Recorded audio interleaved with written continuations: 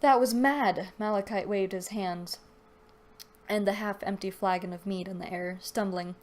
You're going to be expelled from the academy, and hung from the gallows by your toenails. He slurred his words.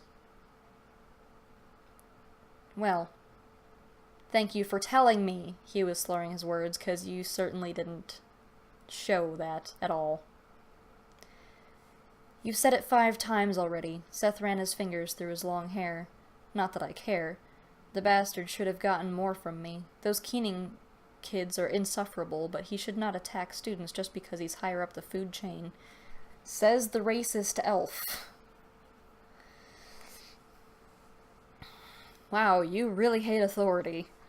I hate a lot of people, Malachite. You know that. Does he? Does he now? 'Cause, yeah. You haven't told us anything about their friendship yet, except that they like to meet after class. The two were headed to the Trebonius Pillar, the living quarters for House Ortorius. Seth, Malachite, called a girlish voice. Hey, Maggie, what took you? Seth said, drawing his hood over his head. I'm sorry. Maggie reached into her satchel and pulled out a small slip of paper. I was trying to decipher this. She handed it to Seth. Trying to decipher. This is supposed to be the Hermione character, isn't it? We've got the magical school with the sorting hat, or, sorting robe thing. And we've got the main character, a male side character who's a bit of a goofball, apparently. Supposed to be. And the apparently bookish female side character.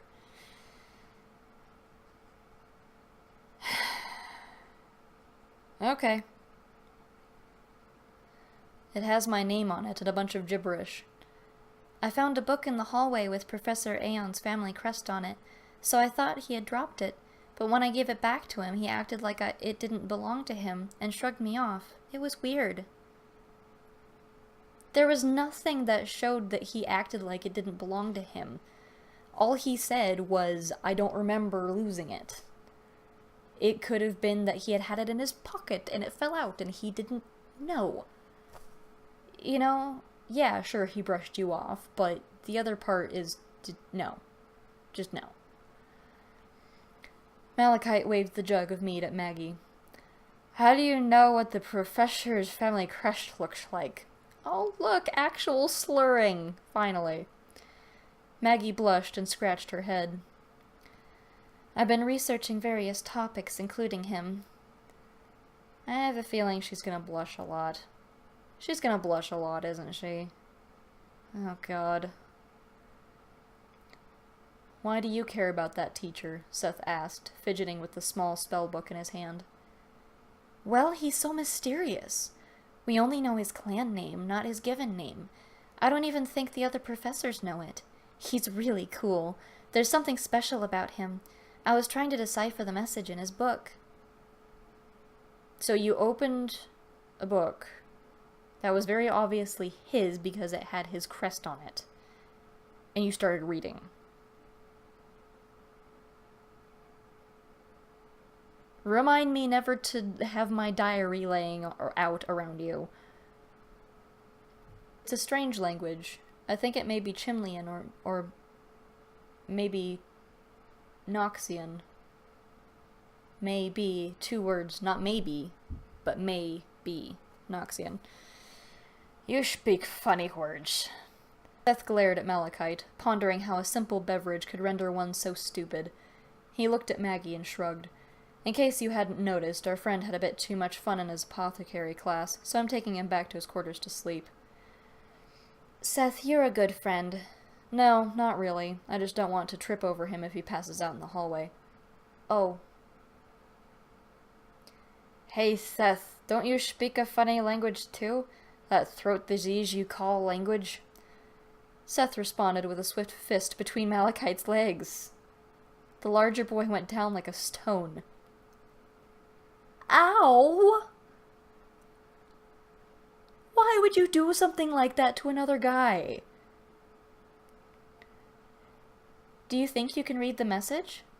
Just because I speak one foreign tongue doesn't make me an expert on every bloody language, Seth said grumpily. What language do you speak? I've never heard anything like it before. Maggie poked Seth with her finger, grinning impishly. What languages do you speak,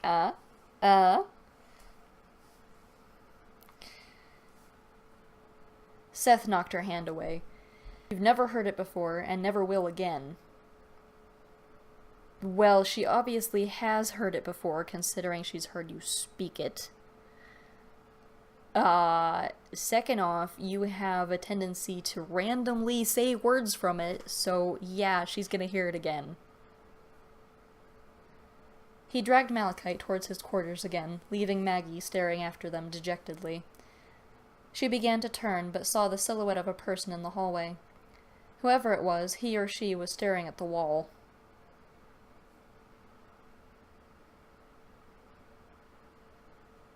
I wonder who that is. She moved towards the figure, but the person left as she drew near. Darn it, Maggie murmured. It's a school. It could have been any number of people. The wall where the person stood was covered in photos of the Magian students of the school. Another unnecessary comma. What the hell is with this guy and commas? The wall where the person stood was covered in photos, comma, of the Magian students of the school. That doesn't need to be there. One in particular was a young Professor Aeon and another man. The second man had two-tone skin of a Twilight elf. Not the two-tone skin of a Twilight elf, but just two-tone skin of a Twilight elf. Professor Aeon's friends with a Twilight elf. Ooh. Okay. Take him. Seth shoved Malachite towards two other students of Artorias. They complained, but Seth said it wasn't his problem and left. God, he's such a dick. As he walked away, he looked at the message Maggie had given him. I can't read this scribble for the life of me. Seth put the note in his pants pocket and continued on his way, muttering to himself about the weak-minded lesser races. If you're such a racist, then why are you friends with humans? He had no classes and no desire to return to his quarters, so he decided to stroll the grounds. Turning a corner, he saw Maggie. Hoi, what are you doing? Hoi? H-O-I? Hoi? Not oi, but hoi. Hey, Seth. I'm looking for someone. Did you see anybody just now? He just came back from the dorm. Seeing as it's a school, it's quite common to see people walking around, Seth said, scowling. But nay, I didn't see anybody. Again with the nay. Me, nay, whatever, what the fuck you say it. Don't you have something better to do than indulge in mystery fantasies? Maggie looked away. Yes, but Look, this is the Academy of Arcane Arts. Floating above the Academy is the Watchtower, where the Council convenes. In short, this is a strange place to begin with. And also, you've already gone over that in the last chapter.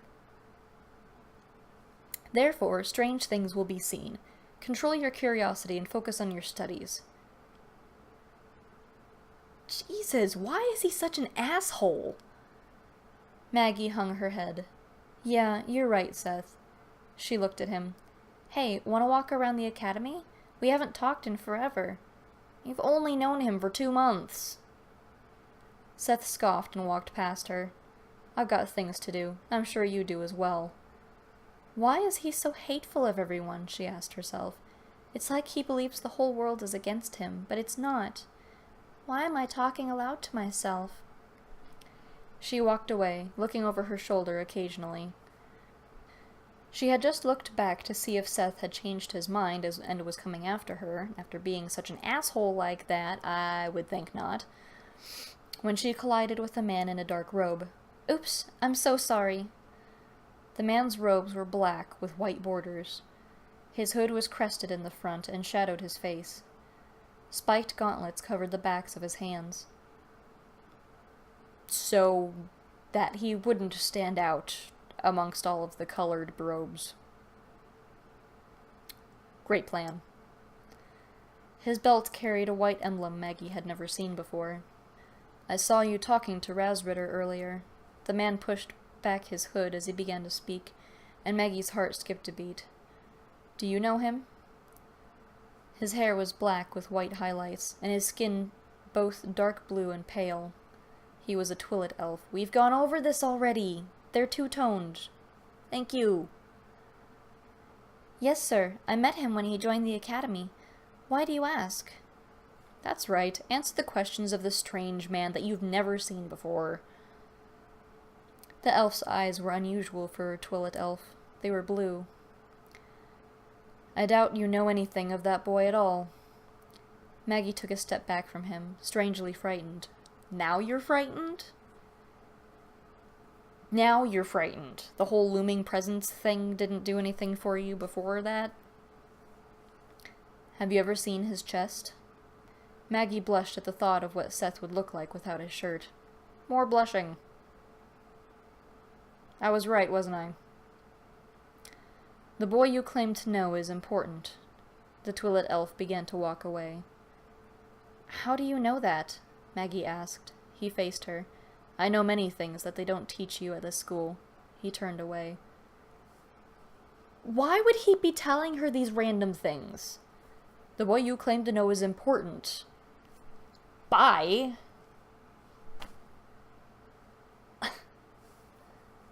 What's your name? She asked. My name is of no importance, but you would have found it in the book you picked up. So you're just assuming that she read it? Ugh! Seth groaned as he cut into his arm with a small knife. So not only is he an asshole, but he's an emo. He was sitting on one of the 3 couches in the living quarters of the Healing Pillar, before a fireplace that was almost always lit. Seth set down the knife and flipped a couple of pages in his spell book. Oh, he's trying to learn the spell. Darn it. He held his other hand over the wound and tried to activate the spell. His hands began to glow, but the cut didn't heal. Fluffy bunnies. Fluffy bunnies everywhere. He looked to the book. He looked to the book. Not just at the book. Not just to the book, but to the book. Apparently we did not proofread this book before we decided to publish. What the hell am I doing wrong? 2 other students of Sacral were watching. Seth, I don't believe that's the most efficient way to learn a healing spell. I don't believe I asked for your thoughts on the matter, human. The boy shrugged. Whatever, man. Do what you will. By the gods, I've never seen a holy elf so arrogant before. Seth leapt over the back of the couch, grabbed the student by his robes, and threw him against a wall. What were you saying about attacking students not being cool before, Seth? Call me that again. I dare you. Seth's eye shimmered gold. I'll rip the skin off your bones and feed it to you. Jesus. The boy wet himself in fear. What are we, in frickin' 5th grade? Seth, what's your problem? Another student asked. My problem, Seth replied. My problem is that I'm stuck in a school filled with worthless humans. Calm down, Sir Raspberry. Suddenly, Professor Aeon was there. Poof! He rested a hand on Seth's shoulder. You're just tired and hurt. Professor Aeon laid his hand on Seth's arm, and when he removed it, the wound was gone. Get some rest. I want you good and ready for my test tomorrow. He wants him good and ready.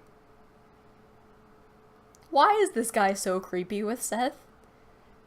Seth pulled away with a jerk. Fine. He stormed off towards the dormitories. The professor looked at the assembled students.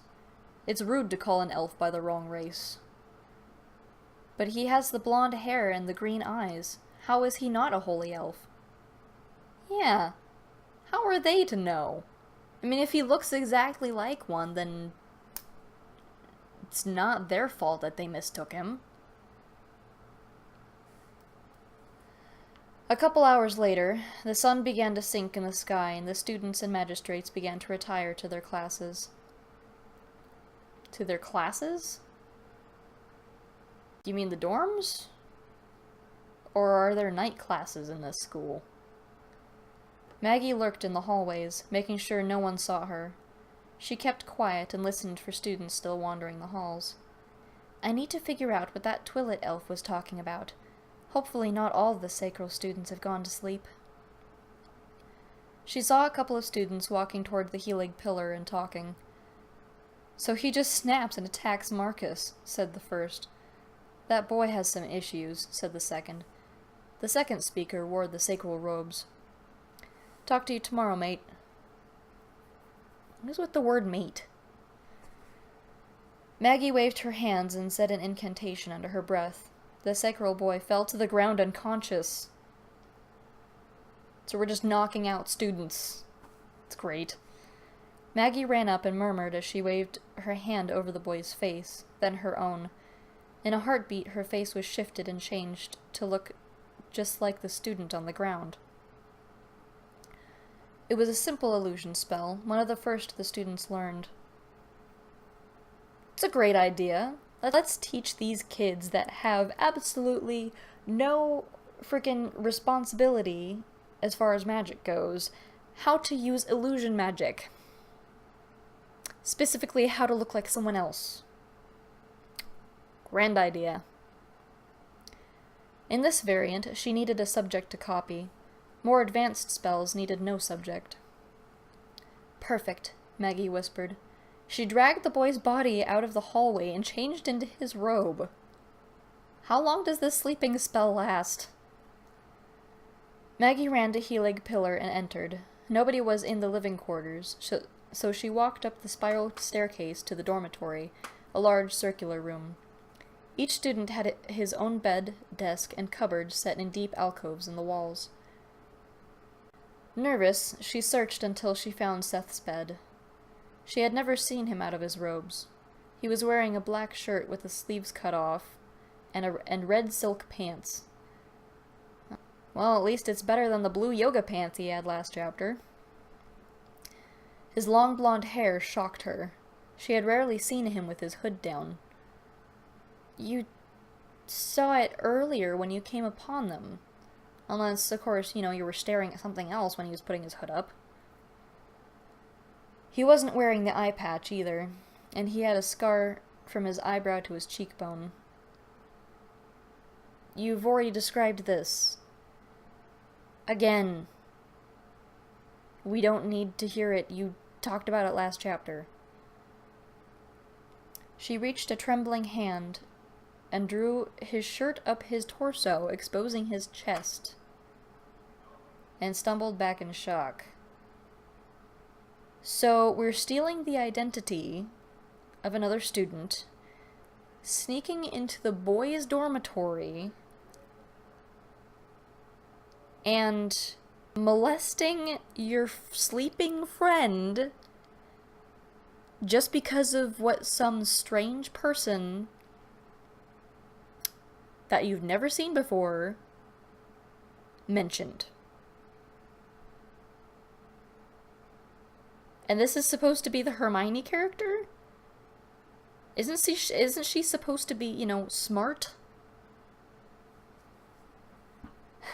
A gilded plaque with a faintly glowing green orb was embedded in his chest.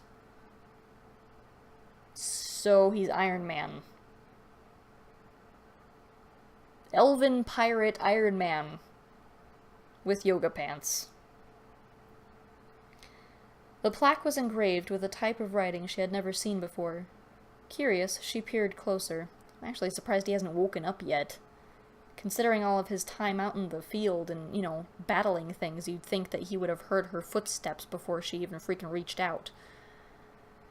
An image ran through her mind of a large tree, growing high into the sky as if its canopy upheld the heavens. So, it's Yggdrasil? That's what I'm guessing. There, she saw 4 sigils, and one of them was glowing. Then she was instantly snapped out of the vision. Oh, so it was a vision. It wasn't just an image popping into her head. It was a vision that she was pulled into. There's a bit of a difference. Just a bit. Whoa. Maggie slapped her hands over her mouth and ran towards the table that was in the center of the room. Maggie pulled out her notebook and wrote down the words etched on the plaque and the 4 sigils she saw in the vision. When she was done, she quietly moved towards the door. Luck was not on her side, though. As she turned the corner, she found herself face to face with Professor Aeon. Maybe he was coming to molest Seth, too. "Hello, sir," she said in what she hoped was a masculine manner. "What were you writing?" he asked. "Nothing. I just had an idea in my dreams, so I wrote it down. I'll be going back to bed now." "Michael, there's something you should know." The professor laid a hand on her shoulder. "What is it, sir?"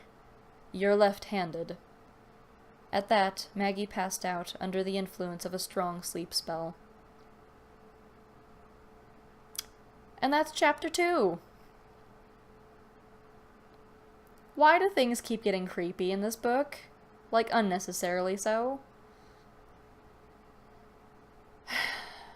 Well, join us next time for chapter 3, Tests and Tribulations. See you next chapter.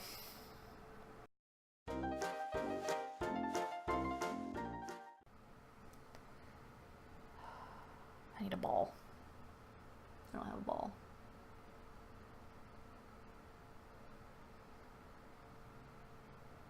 Wait, yes I do.